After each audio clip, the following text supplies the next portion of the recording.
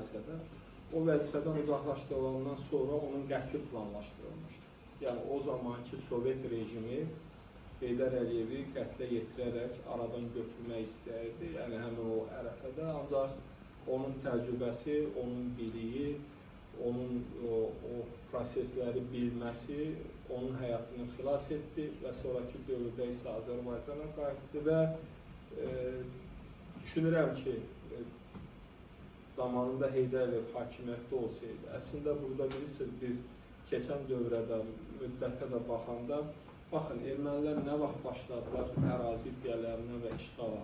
Əslində, Heydər Əliyev Azərbaycana rəhbərliyi etdiyi dövrdə də bu proses gedirdi. Amma bunların qarşısını Heydər Əliyev alır, imkan vermir. Yəni, bu proseslərin bu formada ərazilərin qoparılması, ermənilərin baş qaldırılması və bu proseslərin inkişafının qarşısını alan oydu. Sonra Moskvaya getdikdən sonra hadisələr inkişaf etdi və qayıtdıqdan sonra